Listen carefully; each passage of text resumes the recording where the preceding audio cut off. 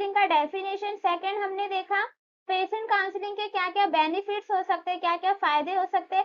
अब हमें देखना है कि जो भी पेशेंट काउंसलिंग हो रही है उसमें ऐसी कौन कौन से बैरियर्स है, ऐसी कौन कौन सी चीजें हैं जिनके थ्रू जो भी पेशेंट काउंसलिंग है वो प्रॉपर नहीं हो पा रहा है। तो different different types of points है। तो यहाँ पे जैसे कि आप इमेज में देख सकते हैं डिफरेंट टाइप ऑफ बैरियर्स। कौन कौन से बैरियर्स होते हैं? तो सबसे पहले फर्स्ट हम देखेंगे कौन से बैरियर्स होते हैं। इमोशनल फैक्टर्स होते हैं। सेकेंड फार्मेसी एनवायरनमेंट, जिन्हें हम क्या बोलते हैं, फिजिकल बैरियर्स बोलते हैं। Third pharmacist barrier to the communication. Then fourth patient related barriers होते हैं। तो इतने डिफरेंट टाइप्स ऑफ बैरियर्स होते हैं जिनके थ्रू जो भी पेशेंट काउंसलिंग है वो प्रॉपर नहीं हो पाती। तो फर्स्ट हम देखेंगे अब इमोशनल फैक्टर्स क्या क्या है जिनके थ्रू जो पेशेंट काउंसलिंग है वो प्रॉपरली नहीं हो पाता। तो first patient having an altered state of mind due to fear or illness, personal expenses, interruption of the work and business.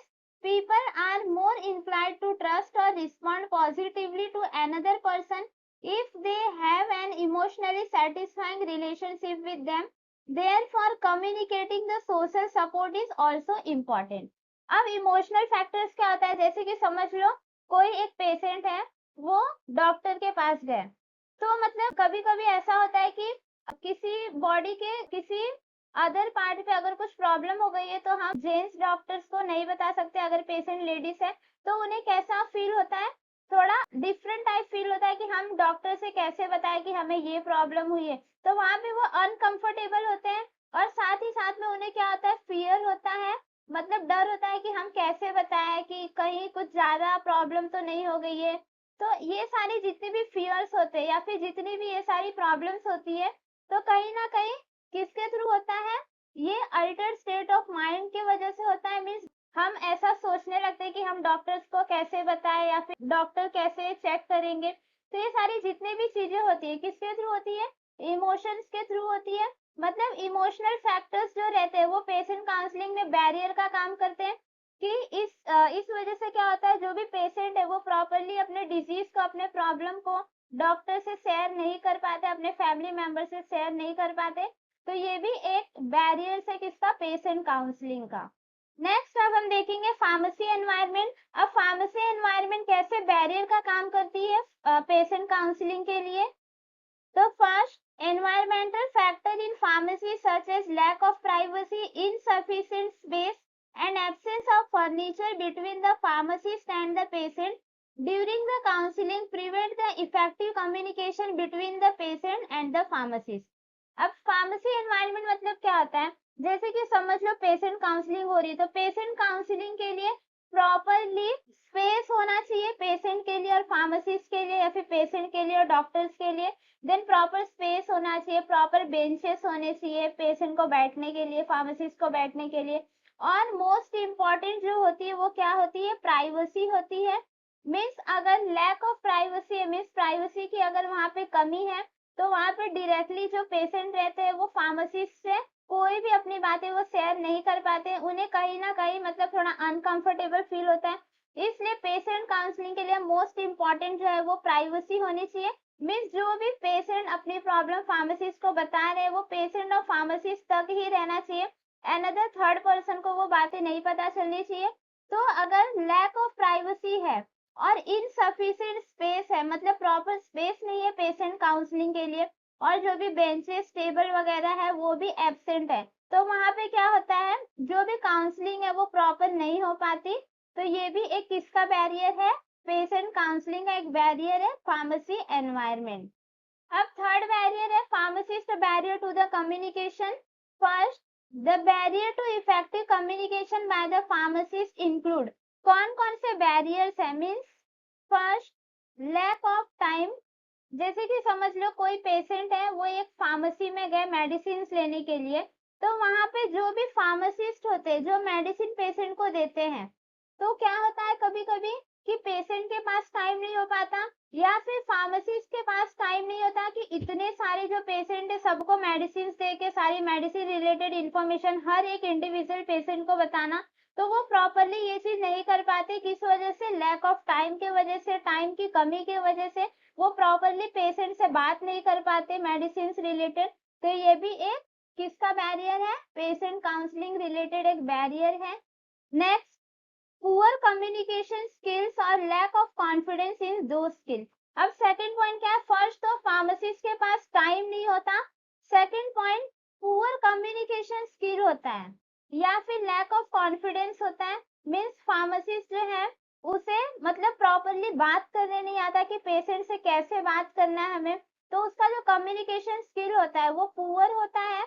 और अगर फार्मासिस्ट में अगर कॉन्फिडेंस नहीं है कि जो भी वो एडवाइस या फिर जो भी सजेशन वो पेशेंट को बता रहे वो राइट है या नहीं है, तो ये किसके वजह से होता है, कॉन्फिडेंस की कमी की वजह से होता है। तो जो भी ये सारी स्किल्स है अगर फार्मासिस्ट में नहीं है तो वो भी एक बैरियर है पेशेंट काउंसलिंग का। Next, lack of knowledge about the current drug or patient history and the patient failure to value the counseling session or the pharmacist experience। अब थर्ड बैरियर क्या है, जैसे कि जो भी फार्मासिस्ट है उन्हें अगर मेडिसिन का प्रॉपर नॉलेज नहीं है कि ये मेडिसिन किस डिजीज के ट्रीटमेंट के लिए है, या फिर जो भी करंट मेडिसिन आ रही है रिसर्च के थ्रू, जो भी करंट मेडिसिन मार्केट में आ रही है उनके क्या यूजेस है, उनके क्या कंटेंट है, अगर ये सारे का उनके पास प्रॉपरली नॉलेज नहीं है तो वो प्रॉपरली पेशेंट को मेडिसिन रिलेटेड इंफॉर्मेशन नहीं दे सकते। तो इस वजह से क्या होता है, जो भी पेशेंट काउंसलिंग होती है वहां पे फेलियर हो जाती है और ये भी क्या है, पेशेंट काउंसलिंग का एक बैरियर है। नेक्स्ट अब हम देखेंगे पेशेंट रिलेटेड बैरियर। अब पेशेंट रिलेटेड ऐसी कौन कौन से बैरियर्स है जिनके थ्रू जो पेशेंट काउंसलिंग है वो प्रॉपर नहीं हो पाती। तो first, these barriers are concerned with patient educational background, attitude, awareness regarding the health and disease state, clinical situation, cultural issue, etc. अब जैसे कि पेशेंट रिलेटेड बैरियर क्या हो सकते हैं कि जैसे कि कोई पेशेंट है वो अनएजुकेटेड है, मीन्स पढ़ा लिखा नहीं है, या फिर उन्हें कोई डिजीज प्रॉब्लम है, या फिर उनका जो भी एजुकेशनल बैकग्राउंड है वो प्रॉपर नहीं था, मीन्स वही अनएजुकेटेड है और उनमें अवेयरनेस नहीं है उनके हेल्थ रिलेटेड जो भी इशू है एंड उनकी जो भी क्लिनिकल सिचुएशंस है, जो भी फाइनेंशियल सिचुएशन है, फाइनेंशियल कंडीशन है, ये सारी की चीज बारे में अगर प्रॉपरली उन्हें नॉलेज नहीं है, प्रॉपरली अवेयरनेस नहीं है मेडिसिन डिजीज रिलेटेड, तो इसके थ्रू क्या होता है, जो भी पेशेंट रहते हैं वो प्रॉपरली मेडिसिन को कंज्यूम नहीं कर पाते, करेक्ट मेडिसिन करेक्ट टाइम पे कंज्यूम नहीं करते। तो ये भी एक बैरियर होता है किसका, पेशेंट काउंसलिंग का। मीन्स पेशेंट रिलेटेड ये भी एक बैरियर्स होते हैं। Next, literacy.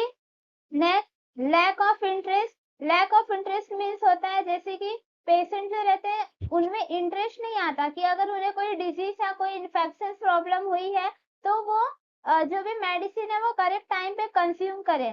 तो अगर उनमें इंटरेस्ट रहेगा तो सीधी सी बात है कि वो medicine time to time consume करेंगे और जो भी प्रॉब्लम्स है वो ट्रीट हो जाएगी।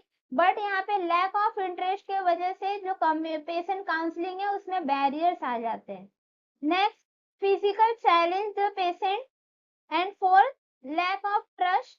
मीन्स ये जितने भी डिफरेंट टाइप ऑफ प्रॉब्लम्स होती है, जितने भी डिफरेंट टाइप ऑफ ये पॉइंट्स हैं, इन सब की वजह से क्या होता है कि जो भी पेशेंट है वो प्रॉपरली मेडिसिन नहीं कंज्यूम करेंगे, उनमें प्रॉपरली ट्रस्ट नहीं होता कि हाँ मुझे डॉक्टर ने करेक्ट मेडिसिन दिया है कि नहीं, या फिर मैं ये मेडिसिन खाऊंगा तो इससे कहीं मुझे और कुछ ज्यादा प्रॉब्लम ना हो जाए, या फिर पेशेंट जो है वो अनएजुकेटेड है या फिर इंटरेस्ट नहीं है उसमें। तो ये सारी जितनी भी चीजें होती है ये सारी एक बैरियर का काम करती है पेशेंट काउंसलिंग में, तो ये सारी चीजें नहीं होनी चाहिए। Next, gender difference. Gender difference means क्या आता है, जैसे कि कोई पेशेंट है वो मेल है और डॉक्टर जो है वो फीमेल है, तो वहां पे थोड़ा सा प्रॉब्लम्स होती है कि जो भी पेशेंट है, जो भी मेल पेशेंट है वो फीमेल डॉक्टर से कैसे बातें करे, अपनी प्रॉब्लम्स को कैसे वो शेयर करे, तो यहाँ पे भी थोड़ा पेशेंट है वो अनकंफर्टेबल फील करते हैं, तो ये भी एक पेशेंट काउंसलिंग का बैरियर है। Thank you for watching. और भी डिटेल्स के लिए आप हमारे वेबसाइट पे भी हमें विजिट कर सकते हैं और हमारा एप्लीकेशन जो कि BQ फार्मेसी एकेडमी नाम से आपको प्ले स्टोर पे मिल जाएगा, उस पे भी आप फुल वीडियो नोट्स जो है वो डाउनलोड कर सकते हैं। Thank you for watching. अगर आपको ये वीडियो अच्छा लगा है तो do like, share and subscribe to my channel.